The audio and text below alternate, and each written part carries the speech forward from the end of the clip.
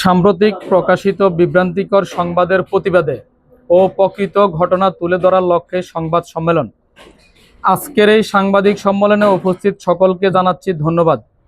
আমি মোহাম্মদ আবুল হাসান, পেশায় একজন শিক্ষক এবং পাশাপাশি দীর্ঘদিন থেকে সাংবাদিকতার সাথে যুক্ত আছি। সম্প্রতি দু একটি গণমাধ্যম ও সামাজিক যোগাযোগ মাধ্যমে আমাকে জড়িয়ে একটি সংবাদ প্রকাশ করা হয়েছে। তার প্রতিবাদ ও প্রকৃত ঘটনা তুলে ধরতেই আজকের এই সংবাদ সম্মেলনের আয়োজন।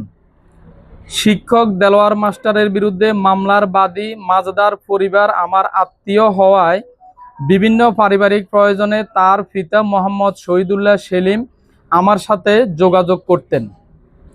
একটি পারিবারিক ও সামাজিক সমস্যাকে কেন্দ্র করে তারা আমার নিকট সহযোগিতা চান। আমি আমার প্রতিষ্ঠান নিয়ে ব্যস্ত থাকায় মাজদার বাবা জমিদার বাজার সংলগ্ন আমার বাসায় খোঁজ করে আমাকে না পেয়ে আমার ফুফাতো ভাইয়ের নাম্বার থেকে আমাকে কিডনি সহ 3টি জটিল অপারেশনের রোগী, মৃত পথের যাত্রী, তুমি আমাকে না দেখলে ভাই আমাকে আর কে দেখবে। পরে আমি মানবিক বিবেচনায় আত্মীয়তা সম্পর্কের কারণে ওনাকে বাড়িতে দেখতে যাই। যাওয়ার পর তিনি আমাকে মাজদার সাবেক প্রাইভেট শিক্ষক কর্তৃক প্রেরিত একটি ছবি ও মেসেজ দেখিয়ে মাজদার বর্তমান স্বামী ও 3 পরিবারের মধ্যে অশান্তি সৃষ্টি হওয়ার বিষয়টি নিয়ে অভিযোগ তুলে ধরেন। ওনারা প্রাইভেট শিক্ষকের বাড়িতে আমি ওনাকে মাজদা ও তার সাবেক প্রাইভেট শিক্ষকের সাথে কথা বলে বিষয়টি বিস্তারিত জানার জন্য পরামর্শ দেই। ওনারা প্রাইভেট শিক্ষকের বাড়িতে গেলে ওনাদেরকে অপমান করে বাড়ি থেকে বের করে দেন বলে জানান।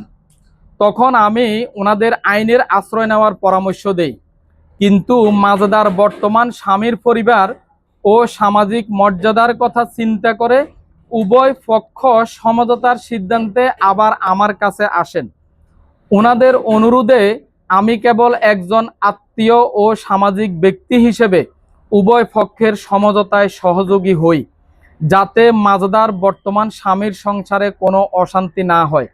2 পক্ষের পরামর্শ ও সম্মতিতে একটি আপোষ মীমাংসার স্ট্যাম্প করা হয় এবং 2 পক্ষই স্ট্যাম্পটি সম্পূর্ণ পড়ে বুঝে শুনে স্বাক্ষর করেন।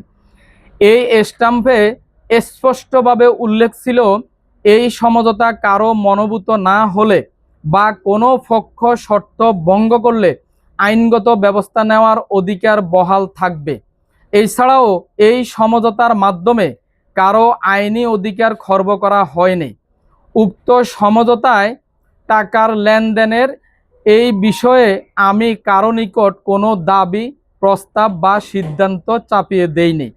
সমঝোতায় 2 পক্ষের নির্ধারিত টাকার লেনদেনে আমি কেবলমাত্র মধ্যস্থতাকারী বা বাহক হিসেবেই ছিলাম। এটি সম্পূর্ণভাবে 2 পক্ষের নিজস্ব সিদ্ধান্ত ছিল। কোনো পক্ষের কোনো টাকা আমি ব্যক্তিগতভাবে ভোগ করিনি, যার যথেষ্ট সাক্ষী প্রমাণ রয়েছে। সমঝোতার দীর্ঘ কিছুদিন পর অজানা আরও কিছু তথ্য উপাত্ত নিয়ে বিষয়টি আদালতে পৌঁছায়, যা বর্তমানে বিচারাধীন। অথচ এখন উদ্দেশ্য প্রণোদিতভাবে আমাকে জড়িয়ে বিভিন্ন বিভ্রান্তিকর বক্তব্য ও সংবাদ প্রচার করা হচ্ছে, যা সত্য নয় এবং ভিত্তিহীন। এতে আমার ব্যক্তি সম্মান, নিরাপত্তা, পেশাগত ভাবমূর্তি ও সামাজিক অবস্থানকে প্রশ্নবিদ্ধ করছে। আমি একজন শিক্ষক ও সাংবাদিক হিসেবে সবসময় ন্যায়, সততা ও সামাজিক সম্প্রীতিতে বিশ্বাস করি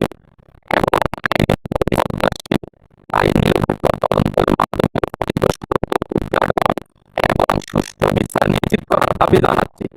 সকলের অবগতির জন্য একটি আমি সাংবাদিকতা ও সামাজিক কর্মকাণ্ডের সাথে যুক্ত আছি।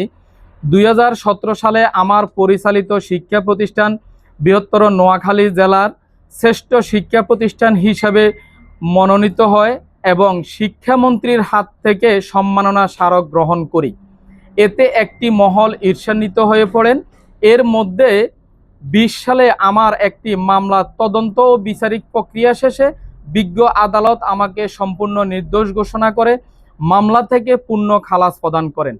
তাই আমি সবসময় বিশ্বাস করি সত্য ও ন্যায় বিচার শেষ পর্যন্ত প্রতিষ্ঠিত হয়। অতি বিনয়ের সাথে আমার কলম সৈনিক, প্রিয় সহযোদ্ধা, গণমাধ্যম কর্মীদের প্রতি আমার অনুরোধ থাকবে, যাচাই বাছাই ছাড়া কারো সম্মানহানি হয় এমন সংবাদ প্রকাশ করা থেকে বিরত থাকার জন্য। সবশেষে আমি সকলের কাছে অনুরোধ করব, কেউ যেন অপপ্রচার বা গুজবে বিভ্রান্ত না হন এবং চলমান বিচার প্রক্রিয়ার প্রতি সম্মান প্রদর্শন করেন। সবাইকে ধন্যবাদ আপনাদের মূল্যবান সময় দিয়ে আমার এই প্রতিবেদনটি শোনার জন্য। আরও কৃতজ্ঞ হব যখন আপনার মিডিয়ায় আমার এই বক্তব্য যথাযথ স্থান পাবে।